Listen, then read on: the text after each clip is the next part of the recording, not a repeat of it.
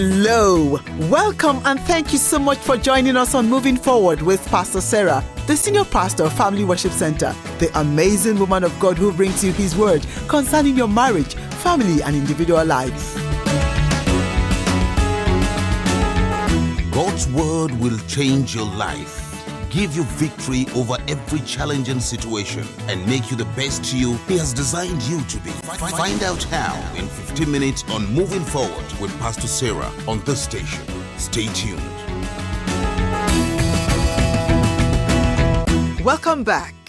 Last week we listened to the message titled Raising a Godly Generation by Pastor Sarah, and in it she reminded us that the strength of a nation lies in its children, and that God expects parents not to fail in raising godly ones. She also reminded us that who you marry will shape who your children become. So ensure you marry a godly person. She asked this pertinent question: if your children were doing exactly what you do, would you be proud? She went on to say, you are to show your children that there is only one God. Teach them the 10 Commandments. Yes, we are a generation under grace, but we must first know the 10 Commandments, the law, before we can truly understand what grace has given us. It's in the family that children learn how to think, speak, and behave. Your child should not be your friend, she said. You are a father and mother. Discipline them. Teach them how to dress. Teach them work ethics. We should care enough to do that, not only by giving money or buying things, just as God doesn't give us everything we ask for. Children too shouldn't be given everything they ask for. Parents and teachers are powerful role models. Children will do what they see us do. Through example, behaviors are planted in them. Being a model isn't easy. That's why as parents, we must set aside time to develop our own character. Your children must have a reason to follow God. They must have a reference point. That's why you can't live your life anyhow. You must live a directed, deliberate, godly life. Moving on, we're in for another exciting series. This time, we're going to Pastor Sarah's archives and bringing you the message, Your Family, a Force for Positive Change. Mention the things going wrong in society, and you will see people playing the blaming game. But you know what? We're in this together. Listen as Pastor Sarah tells us how. Stay tuned.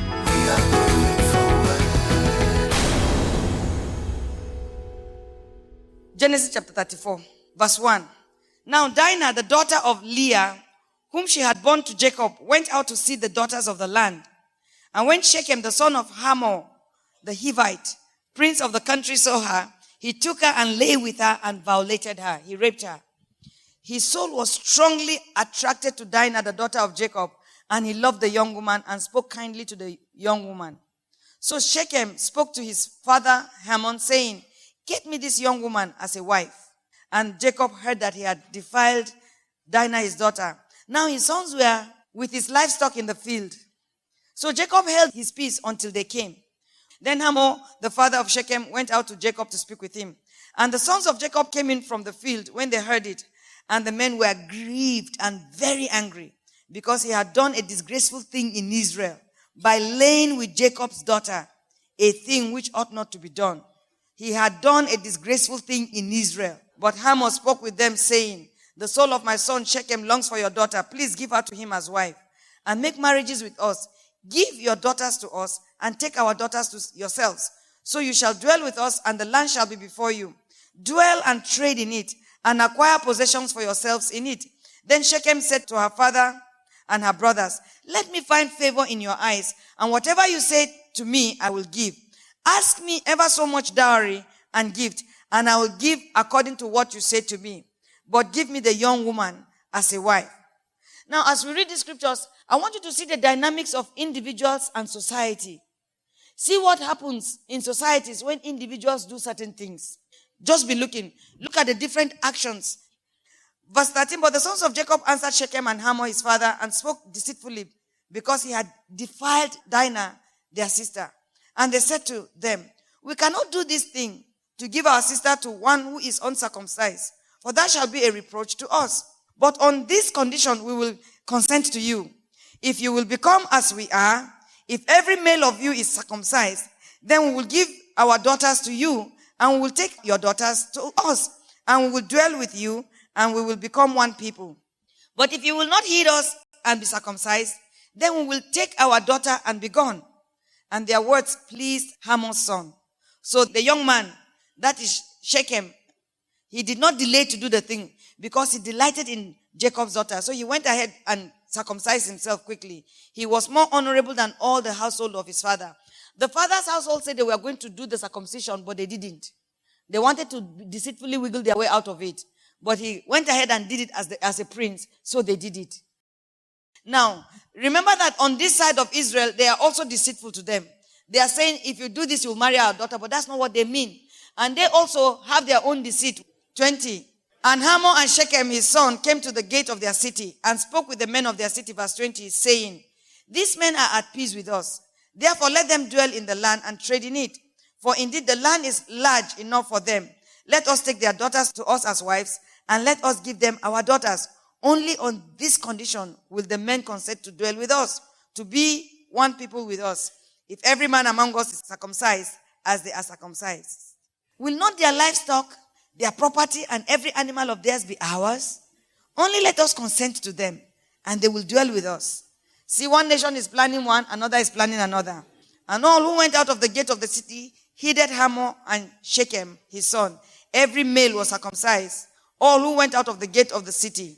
Now it came to pass on the third day, when they were in pain, when circumcision kicked in, the two of the sons of Jacob, Simeon and Levi, Dinah's brothers, each took a sword and came boldly into the city and killed all the males. And they killed Hamor and Shechem his son with the edge of the sword, and took Dinah from Shechem's house and went out. The sons of Jacob came upon the slain and plundered the city because their sister had been defiled. They took their sheep, their oxen, and their donkeys, what was in the city and what was in the field, and all their wealth. And all their little ones and their wives they took captive, and they plundered even all that was in the houses. Then Jacob said to Simeon and Levi, you have troubled me by making me obnoxious among the inhabitants of the land, among the Canaanites and the Perizzites. And since I am few in number, they will gather themselves together against me and kill me. I shall be destroyed, my house and I. But they said, should he treat our sister like a harlot? See what unforgiveness will do. Bitterness and unforgiveness and vengeance. It will make you do what you don't even know you have the capacity to do. Now what I want us to see is how family affects society and how society affects family. There is a relationship between these two. I want you to know that the family and the society, they have a symbiotic relationship. By symbiotic, all I mean is that they have a mutual interdependent relationship. One depends on the other. The family depends on society, and society depends on the family. Now, we are on this journey to the 7 pillars. We want to see how the church will affect the 7 pillars and what we can do to cause change to happen in our country through the 7 pillars. These are the 7 pillars: organized religion, politics, administration, business, economy, security, civil society, education and media, law and judiciary. The foundation of any society, first there is its history, then family, then political economy. That is how God did it. The Bible says in the beginning God created, so that's the history of the creation. And then he put political economy and then the family. When he put order, he was supposed to be in charge and he gave rules, and then the family. So family is extremely important in society. If family is okay, society will be okay. If family is not okay, society will be in trouble. Please listen to me. If you don't hear anything today, hear this one sentence.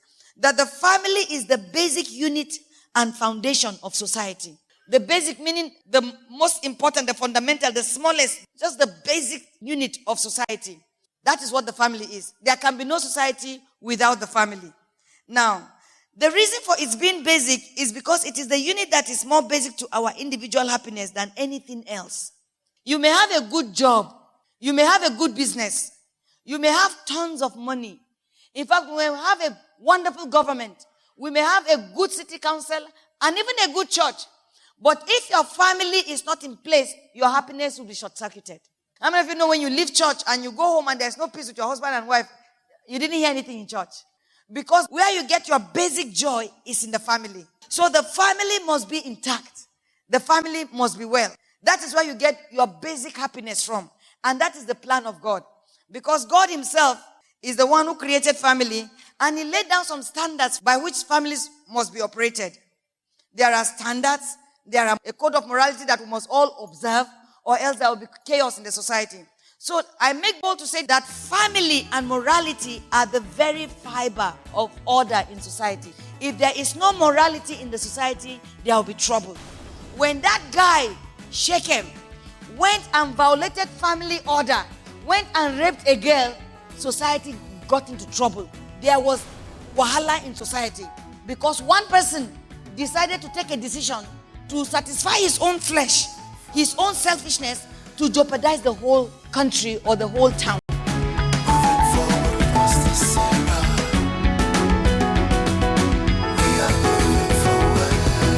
One person can make a decision that jeopardizes an entire country.